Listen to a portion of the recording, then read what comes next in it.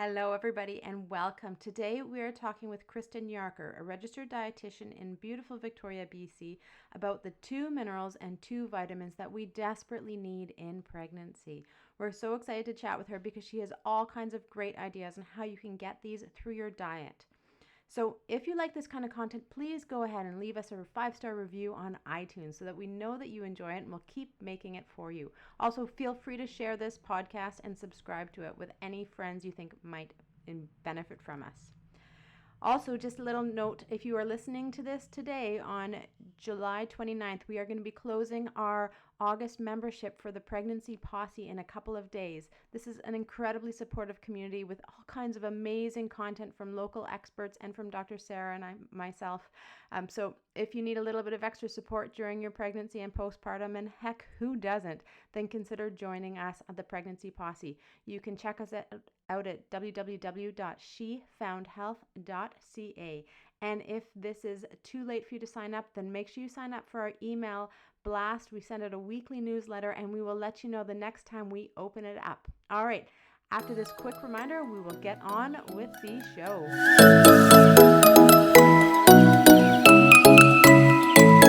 Welcome to the She Found Health podcast.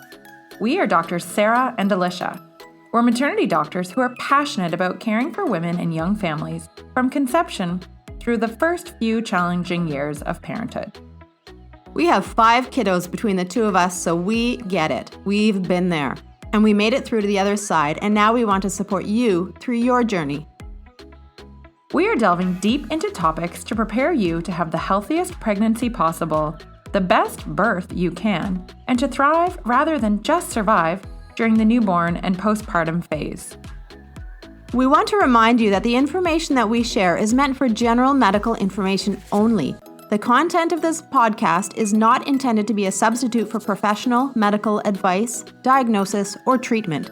The information we share may not apply to every situation. If you have questions or if you've received different advice, please contact your healthcare provider.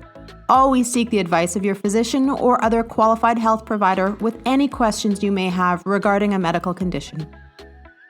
Welcome, Kristen. Thank you so much for joining us today. In med school, we get a wide breadth of information and we get a wide breadth of knowledge and learning. And as a family doctor, the same thing, but we certainly don't dive deep into certain topics. And nutrition is so important for all of us. I truly believe that food is medicine. And so it's really great that you can join us today to tell us a little bit more about 2 vitamins and 2 minerals that are really important for women who are pregnant, thinking about becoming pregnant and breastfeeding. So thanks again for joining us today. Oh, I really appreciate the invitation to be here. So I think, first of all, I can imagine what we're going to start with. This is one that is very appropriate for the vast majority of our pregnant women, and that is iron, correct? Absolutely. Yeah. And it's, most people, when they're pregnant, they hear about iron, they know that iron's important, but I still find there's so many myths around iron and so many misunderstandings that whenever, you ask me like, oh, what kind of vitamins and minerals should we be talking about for these women? And I was like, oh yeah, we got to talk iron. For sure. And so I know the vast majority of our women, so most women who are menstruating, AKA having their period, are losing blood every month. And our bodies are pretty good at recycling iron. So we break down blood cells all the time and we reabsorb that iron and use it to make new ones. But our body isn't great at reabsorbing or absorbing iron sometimes from our food sources. And so most women who are menstruating often need to supplement their iron, either with diet or with medicate or supplements. And that is even more so in pregnancy because our little babies, cute little parasites that they are, they suck our iron stores out of us, right? And so hopefully you can tell us a little bit about iron and how we can actually supplement our diet with that, both with food, but also with supplements if we need to. Absolutely. Yeah. I mean, iron needs when pregnant go up, and it's for a few different reasons. As the pregnant person, you're needing more iron because you're creating more blood, so you need more oxygen circulating through all these new body parts and that you're growing, and so there's more iron needed for the pregnant person themselves. And then iron is needed, as you were saying, for the baby in the womb. But also what's going on there is that iron is really important for babies for the first actually couple of years of life, like once they're born. There's been from kind of birth until the first couple of years. And yet breast milk is naturally low in iron. So it seems like this kind of weird, like, okay, if iron's so essential, particularly for their brain growth, like their cognitive growth, and breast milk is low, why would Mother Nature set things up like that? But Mother Nature always has, wisdom. And so actually when babies in the womb, they're stockpiling iron from you into their little bodies that they're going to use for those first like 6 months of life. And so that's why iron is so important when pregnant, because not only are you needing it as a pregnant person, babies needing it for their growth while they're in your womb, but also babies stockpiling iron for their first 6 months once they're born. So that's why iron is so important when pregnant. Yeah. And then during delivery, even with a normal vaginal delivery, we all lose some blood. That's just the nature of the beast. And so then we need to like re-get our iron stores up as well in those first kind of 3 to 6 months postpartum, right? Yeah. Yeah, absolutely. So I think one of the things that I was hoping that you could tell us a little bit about is how do we get that iron in our diet? So what are some good food sources that we can access? And if you don't mind touching, so some people don't eat meat sources, so some kind of plant-based sources as well, that would be fabulous. Absolutely. Yeah. I'm so glad you asked that because there are so many misconceptions around where we get iron from in foods. And so most people do know, and it's correct, that if you eat animal-based foods, then a lot of them have iron in them. So things like meat, poultry, fish, seafood, definitely great sources of iron. Eggs as well, half decent source of iron. But yeah, it's the plant foods where there are lots of sources of iron amongst plant foods, but this is where I find there's a lot of misunderstanding. Whenever I ask people, like, what are great sources of iron, like say I'm doing a workshop or speaking to a group, pretty much everybody, like right away, the first foods that are mentioned are like spinach or leafy greens.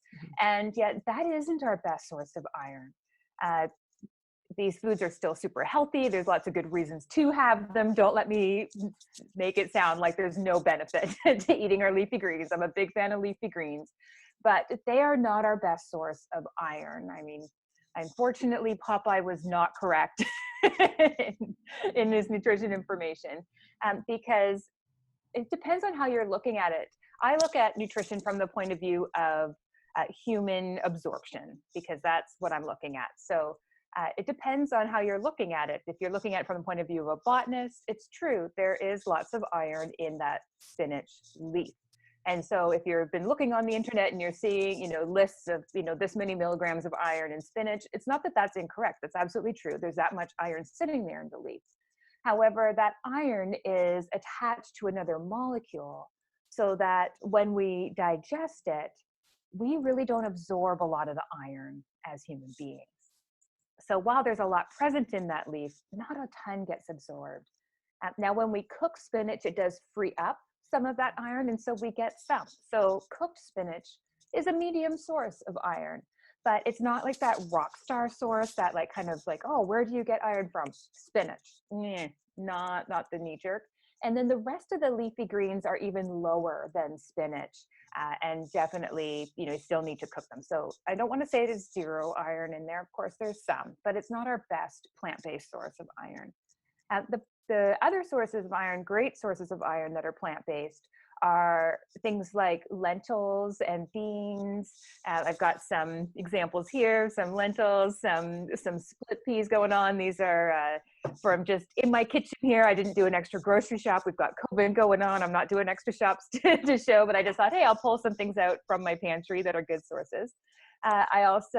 Seeds are also a good source of iron that are plant-based. So things like chia seeds, or I've got some flax seeds here that you would grind up. Also, of course, tahini is sesame seeds made into a paste. Nuts and nut butters also have some there, so that's a great source. Tofu is a great source of iron as well. So the soy foods, so tempeh, tofu, things like that. And so those are some good sources of iron that are more plant-based.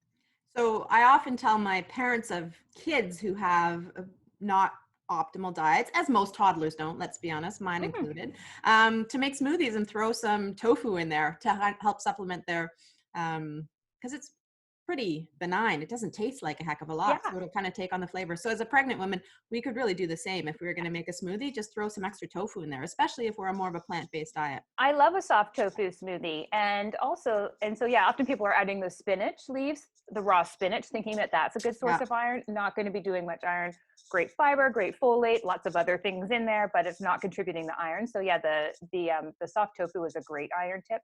And then another place that plant-based source where we can get some iron is fortified cereals. So grains naturally are low, but when they make, say, Cheerios or different cereals, they add iron to those grains. So that can be a source as well. And then whenever you're having the plant-based sources, our body doesn't absorb that iron quite as well as the animal-based ones. And so a way that you can boost the amount of iron that you're absorbing from the plant-based sources is to have a source of vitamin C at the same time. So many fruits, bell peppers, tomatoes are all great sources of vitamin C. So, if you're going to have that pot of chili, your beans, have it in a tomato sauce, maybe, have some bell peppers on the side along with that. Or if you're going to have your Cheerios in the morning, have some strawberries too. Those are great ways to be boosting the absorption of that plant-based iron. Those are actually great suggestions because I always go to vitamin C and I'm like, orange juice, right?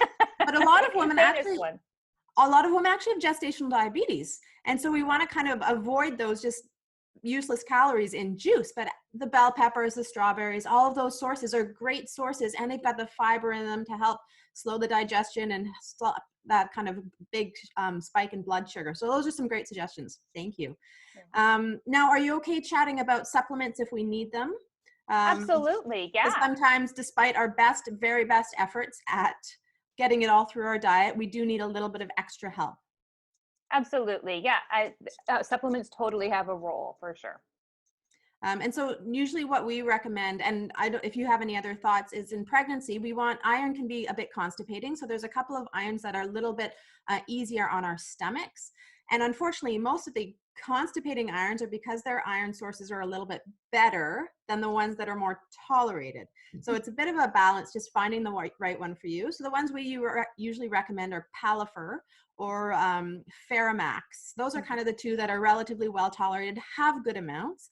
And then we usually recommend every second day. There's some evidence that every second day as opposed to daily actually helps your absorption a little bit better and decreases the constipation a little bit. And I usually say take them at night just before you go to bed so that it doesn't bug your stomach too much. And then we also want it 2 hours away from calcium because the calcium can inhibit that absorption of the iron too. Is that correct, or am I making stuff up when I tell people all of those are absolutely correct, and I'm really practical. So if iron on the empty stomach really doesn't work for you because it just makes you so nauseous you can't take it, I'm like, okay, then let's take it with food.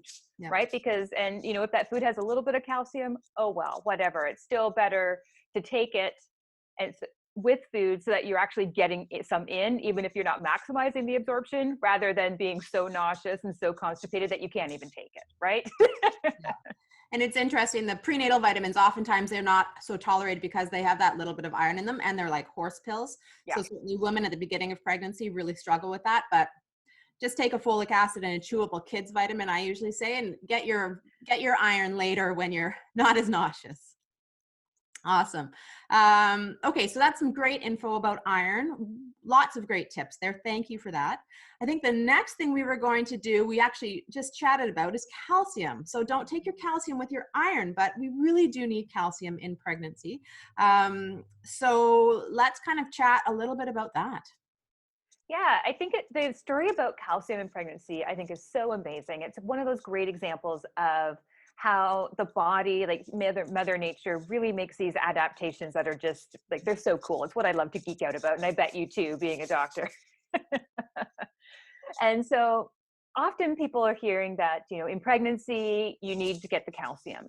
And so it's this interesting story that if you actually look at the recommendations, the recommendations don't increase during pregnancy, and that usually like stumps people.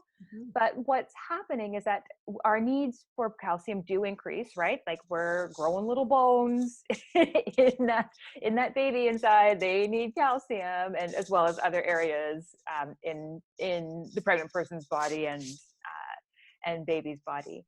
But whenever we eat anything, we never absorb 100% of it. We always absorb a percentage of it. And when we're pregnant, the body naturally absorbs a higher amount of the calcium that we're eating. So that's pretty cool.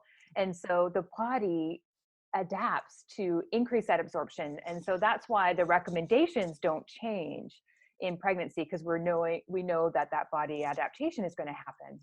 However, very few people before they're pregnant are meeting the recommendation for calcium. So that's why it becomes kind of a focus and something that maybe your physician is going to talk with you about as a pregnant person, because often we're not getting that 1,000 milligrams a day. So it's like, okay, now it's more important to get that. And that allows the body to increase the absorption of calcium. So pretty cool kind of story. I often, if I'm doing like a true and false type of thing, I'll put that out there, like, okay, calcium recommendations increase, and I get stump lots of people with that one.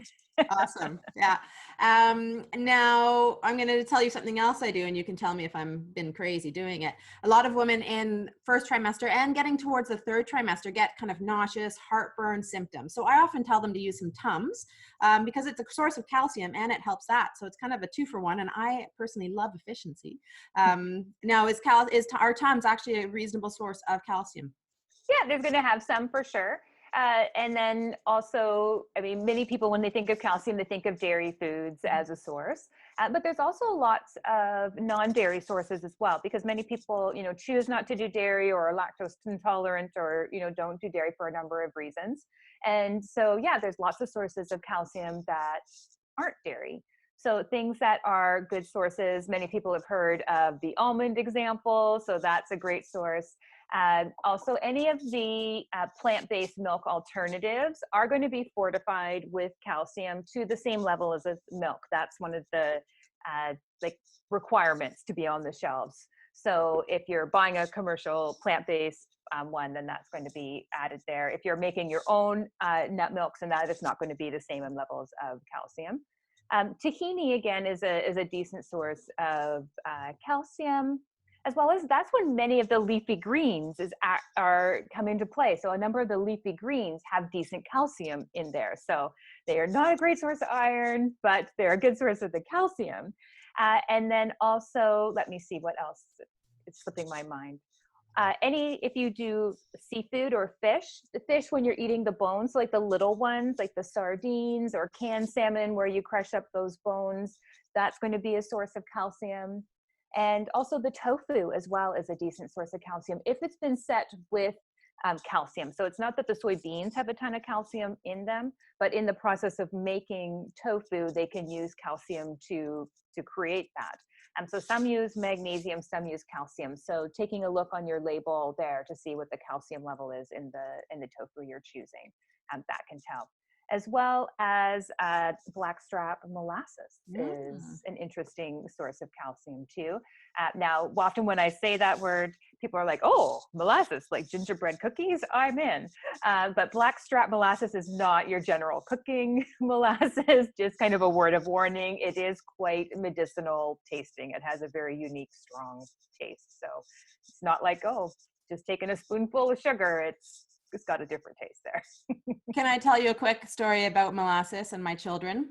So we make gingerbread cookies around Christmas time, and I deliver babies for a living, right? And babies, their first poo, we call meconium, and is black. And so I started saying that, oh, molasses looks like baby's first poop.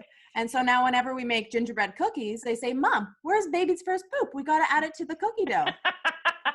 Kind of funny in my house. It sounds disgusting to other people, I'm sure.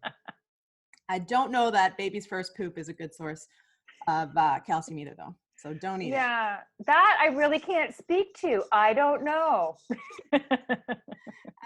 So whenever I hear, so some people, when they hear peanut butter, they think jelly. Whenever I hear calcium, I think vitamin D. Those two kind of go quite hand in hand in my brain. And I think that was the next thing that we were going to chat about. Absolutely. Yeah, you're so right that vitamin D, there's many, many roles that the researchers are interested in as far as what role it might have in our body. But for sure, the one role that we've known for decades and decades is that vitamin D helps our bodies absorb the calcium that we eat. And so vitamin D is super important in pregnancy, but it's also being investigated in relation to things like preeclampsia, gestational diabetes, early preterm birth, small for gestational age babies, and many other things as well. So vitamin D is something of interest in pregnancy. And so, yeah, I recommend supplementing with vitamin D for women who are thinking of becoming pregnant or in pregnancy. And it might be kind of at that standard levels that are in like a multivitamin, or that some people might take the 1,000. But there's some different risk factors that might have somebody have even lower vitamin D levels, and we might need to supplement with extra vitamin D to kind of bring it up, so that then you can kind of keep supplementing to keep it at a good level. And so that's something that I encourage people to talk with their doctor or nurse practitioner or midwife around whether they should be supplementing at a higher level. Because if, for example, some factors that increase people's need for vitamin D are things like having darker skin tones. If somebody wears a lot of clothing, like they're always covered up, whether for, say, religious reasons or for preference, basically things that block us from making it from the sun, because vitamin D is known as the sunshine vitamin. So really, we live our lives indoors now and we live in a northern climate. So we need an extra source of vitamin D. And so, yeah, there can be many reasons why somebody's vitamin D is even extra low. And so that's something that's really worth bringing up with your, we call it in the industry, your primary care provider. So your doc, your nurse practitioner, whomever, right? Yeah. Mm-hmm. And certainly I recommend that everybody should be on a supplement. We live in Victoria, BC. So we're in the Northern Hemisphere. We're pretty kind of far north, and I'm looking outside and it's cloudy today. It was beautiful yesterday, cloudy today. So I recommend, babies 400 units a day, toddlers and kids 800, and adults at least 1,000 a day. Now, tell me again, I'm going to tell you something I've done. Don't judge me, but if I'm crazy, tell me. So I am horrible at remembering something every day. Not good. So when my kids were younger, I would always forget to give them their vitamin D drops. So once a week I would remember, and I would just put like 7 or 8 vitamin D drops into their bottle or onto my nipples if I was breastfeeding, whatever, so they could get it. I know, horrible parent. But I'm pretty sure that you can do that with vitamin D, right? Like you don't have to take it every day. You could do a weekly dose if you're better at that. Is that right? Yeah, so definitely we've seen research with adults where that's totally safe, and we know that that's good. I have not seen research around that with kids being safe. So, if you forget one day, you do a double dose, where you're putting the drops in and it's like, oh, 2 drops went in there, not a big deal at all, totally fine. But I'm not sure about as you said, like 7, 8 drops once a week type of thing. We just haven't seen the studies to be able to say, yes or no, that that's safe. But I for sure have seen studies with adults with doing larger doses, more once in a blue moon type of thing. And they've been shown to be safe in adults. So what you're saying is do as I say, not as I do. As what I would say is, try to remember the daily, none of us are perfect. If you've got double dose every once in a while, not a big deal. That's my children are now responsible for taking their vitamin D gummies as bribery every day on their own. So we're good now. And the kids lived, yours are fine. So, there we go. But I just, as I said, there isn't any research for me to be able to say like, yep, it's good or scary practice. So. And you are quite an expert in this field, I understand. Right? Yeah. I a couple of years ago, I wrote a background document and practice tools for health professionals in BC on this topic. Well, actually, I was originally hired to write about vitamin D for babies and the recommendations, because there's a few different sources, different types of recommendations out there. And I was asked to like really go dive deep into the literature to see what we should be recommending like here as a province.